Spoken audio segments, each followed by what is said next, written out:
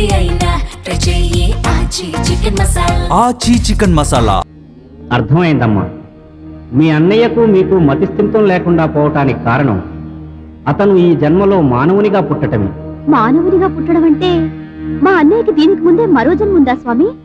అవునమ్మా, గత జన్మలో మీ అన్నయ్య ఒక పాము. ఎందుకమ్మా నన్ను ఇలా పరీక్షిస్తున్నావు? ఈ ఆట పొట్టలు తట్టుకునే శక్తి నాకు లేదు. నన్ను ఇలా శోధించద్దమ్మా, నన్ను ఇలా శోధించద్దు. నేను భరించలేను.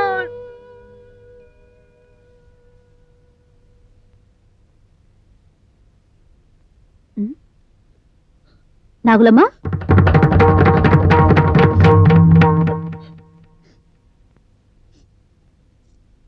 ఏంటి నిన్న పిలుస్తున్నా పలకుండా వెళ్ళిపోయావు?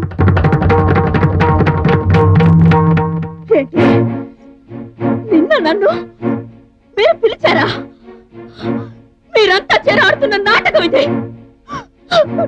నేను కటిక దరిద్రురాలని, మీ అంతస్తుని సరితూగనని, నన్ను వదిలించుకోవాలని, నన్ను పిచ్చిదాన్ని చేయాలని మీరంతా కలిసి ఆడుతున్న నాటకం ఇది. అటు బాబు గారు, ఇటు మా మామ, ఇప్పుడు మీరా? ఎందుకు నా జీవితంతో ఆడుకుంటున్నారు? నన్ను పిచ్చిదాన్ని చేయకండి, చేయకండి. వెళ్ళండి, వెళ్ళండి, వెళ్ళండి. నన్ను పిచ్చిదాన్ని చేయకండి, నన్ను పిచ్చిదాన్ని చేయకండి, నన్ను పిచ్చిదాన్ని చేయకండి.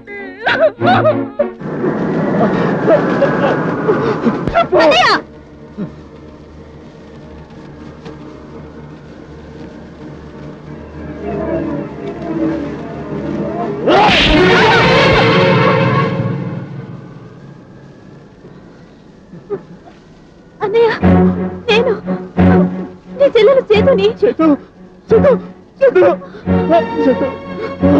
అన్నయ్య, ఏమైంది నీకు? ఎందుకులా? అయ్యో, నాకేమైంది? నేనెందుకు ఇలా ప్రవర్తించాను? నేను రాక్షసుడి, కిరాతకుండి. నా చెల్లెల్ని ప్రేమతో లాజించాల్సిన ఈ చేతులతో అనుకుని బాధపడకన్నయ్య, నాకంతా తెలుసు. నువ్వు నాగులమ్మ విషయంలో ఎంత మదన పడుతున్నావో నేను ఆ విషయంలో అంతే సతమతమవుతున్నాను. అవును చేతు, నాగులమ్మ నా జీవితంలోకి ప్రవేశించి నన్ను పిచ్చివాడిని చేసింది. నన్ను పిచ్చివాడిని చేసింది. నాగులమ్మ నన్ను పిచ్చివాడిని చేసింది చేతు. రఘురాం గారు, రఘురాం గారు. ఏమిటమ్మా, మమ్మల్ని అందరినీ ఆట పట్టించి గడుగ్గా కడలో నీళ్ళ ఏం జరిగిందో చెప్పమ్మా. నాకేం కాలేదు మేనేజర్ గారు. మా అన్నయ్య పరిస్థితి తలుచుకుంటేనే నా గుండె దొరుక్కుపోతుంది. ఎలా ఉండేవాడు, ఈ ఎస్టేట్ కొచ్చి ఎలా మారిపోయాడు. ఆ చూపుల్లో చురుకుదనం, ఆ సంతోషం అన్నీ ఏమైపోయాయో అర్థం కావడం లేదు. మా అన్నయ్య పిచ్చివాడైపోతాడేమోనని భయంగా ఉంది. బాధపడకమ్మా, నేను చెప్తున్నానుగా, మీ అన్నయ్యకి ఏం కాదు. నీ తండ్రి లాంటి వాడిని. అసలు ఏం జరిగిందో చెప్పమ్మా. ఈ మధ్య నాగులమ్మ ప్రేమలో పడినప్పటి నుంచి మా అన్నయ్య మార్పుని గమనించారా? గమనిస్తూనే ఉన్నానమ్మా. ఈ మధ్య ఏదో ముభావంగానే ఉంటున్నారు. ఎస్టేట్ వ్యవహారాలు కూడా నీ మీదే వదిలిపెడుతున్నారు. ఎస్టేట్ నట్టేట్లో మునిగిపోయినా నాకు బాధ లేదు మేనేజర్ గారు. నాకు నా అన్నయ్య కావాలి. నా బాధ నేను చూడాలి. ఇంతకు నువ్వు చెప్పదలుచుకుంది ఏమిటో అర్థమయ్యేటట్టు చెప్పమ్మా. నాకు చేతనే సహాయం నేను చేస్తాను. అసలు నాగులమ్మేనా నాకు అనుమానం కలుగుతుంది. అదేం ప్రశ్నమ్మా? నాగులమ్మ కాక మరెవరవుతుంది? అక్కడే ఉంది తిరకాసు. ఈ ఊళ్ళో ఈశ్వరయ్య కూతురు నాగులమ్మే కాదు, మరో నాగులమ్మ కూడా ఉంది. ఇంపాసిబుల్ చైతన్య. నాకు తెలిసినంత వరకు ఈ ఊళ్ళోనే కాదు, ఈ పరిసర ప్రాంతాల్లో కూడా మరొక నాగులమ్మ లేదు. నా కళ్ళారా నేను చూశాను, మరో నాగులమ్మ ఉంది. అదేలా సాధ్యం? మా అన్నయ్య కూడా ఇదే సమస్యతో బాధపడుతున్నాడు. నాకు అనుమానం కలుగుతుంది. ఏమిటమ్మా? ఆత్మలు, దెయ్యాలు, గాలి, ఇటువంటి వాటి మీద మీ అభిప్రాయం ఏంటి? ఈ విషయం గురించి అవును కాదు అని నేనేం చెప్పలేనమ్మా. ఇక్కడ ఎవరికైనా ఇలాంటి సమస్యలు వచ్చినప్పుడు భవిష్యేంద్ర యోగిని కలుస్తారు. భవిష్యేంద్ర యోగ ఆయన ఎక్కడ ఉంటాడో మీకు తెలుసా? తెలుసమ్మా. ఇక్కడికి 60 కిలోమీటర్ల దూరంలో భైరవ గుట్ట అనే ప్రాంతం ఉంది. అక్కడ ఒక కొండ గుహలో ఒంటరిగా ఉంటారు. ఆయన అంత మహిమ కలవారా? అవునమ్మా. వారికి దివ్యశక్తుల గురించి, దుష్టశక్తుల గురించి, భూత భవిష్యత్ వర్తమానాల గురించి తెలుసని ఇక్కడ అందరూ చెప్పుకుంటుంటారు. మేనేజర్ గారు, అయితే మనం వెంటనే ఆయన్ని కలవాలి. అర్థమైందమ్మా. మీ అన్నయ్యకు మీకు మతిస్థిమితం లేకుండా పోవటానికి కారణం అతను ఈ జన్మలో మానవునిగా పుట్టటమే. మానవుడిగా పుట్టడం అంటే మా అన్నయ్యకి దీనికి ముందే మరో జన్మ ఉందా స్వామి? అవునమ్మా. గత జన్మలో మీ అన్నయ్య ఒక పాము, ఈ జన్మలో నీకు సహోదరుడిగా జన్మించాడు. ప్రతి ప్రాణికి 7 జన్మలు ఉంటాయమ్మా.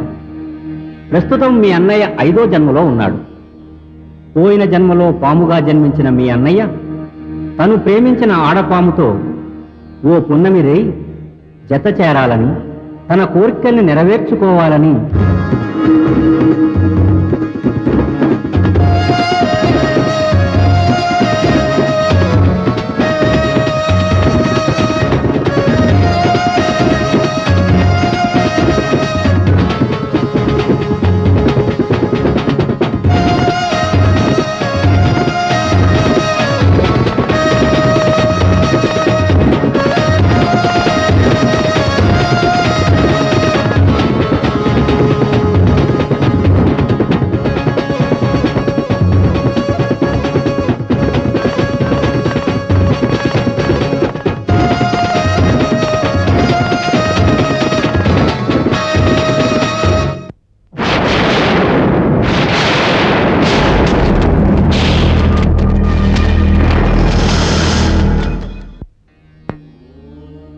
ఆ జన్మలో విధి వంచితమై ప్రకృతి విజృంభణకు బలైపోయిన మొగపామే ఈ జన్మలో మీ అన్నయ్యగా పుట్టాడు.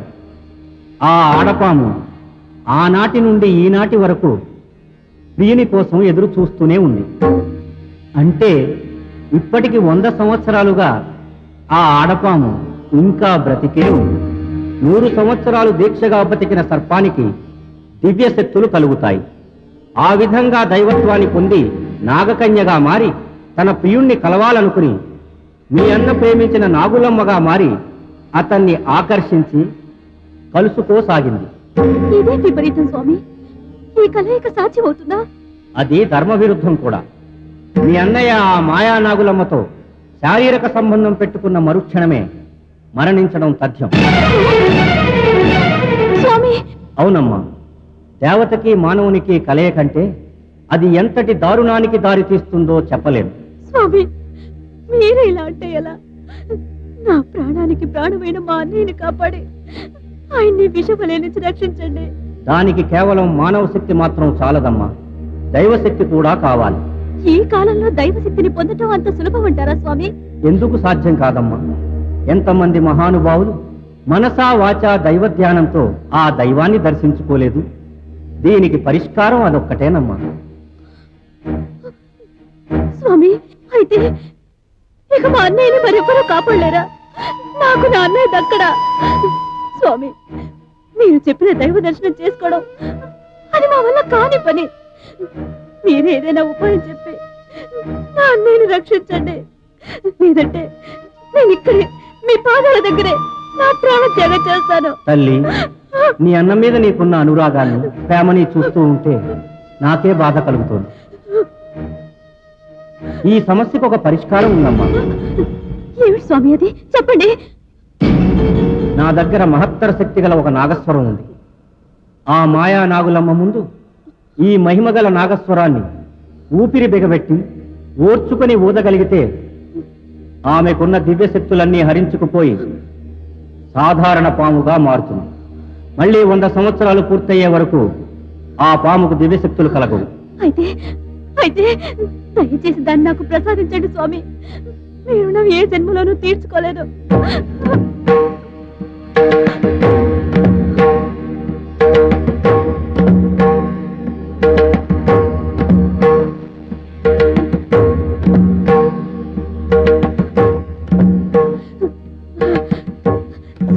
స్వామి, మరొక ముఖ్య విషయం. ఏమిటి స్వామి అది? ఈ నాగస్వరాన్ని ఎవరైతే ఊదుతారో వాళ్ళు ప్రాణాలతో ఉండరు. అవునమ్మా, ఇది 10 తరాలుగా మా వంశపారంపర్యంగా ఉంటూ వస్తోంది. దీనిని ఒక మహాసిద్ధుడు మా పూర్వీకులకు కానుకగా ఇచ్చారు. కానీ ఇంతవరకు మా వంశంలో ఎవరూ దీనిని ఉపయోగించలేదు. ఆ అవసరమూ కలగలేదు. ఈ రోజే పౌర్ణమి. చంద్రోదయం లోపల మీరు ఇంటికి చేరండి. మీ అన్నయ్యను ఇంట్లో దాచిపెట్టండి. ఆ మాయా నాగులమ్మ మీ అన్నయ్య కోసం వస్తుంది. సమయం చూసి ఈ మహిమాన్విత నాగస్వరాన్ని ఉపయోగించండి. సాయంత్రం అవుతోంది. చంద్రోదయం లోపల మీరు ఇంటికి చేరాలి. త్వరగా వెళ్ళండి.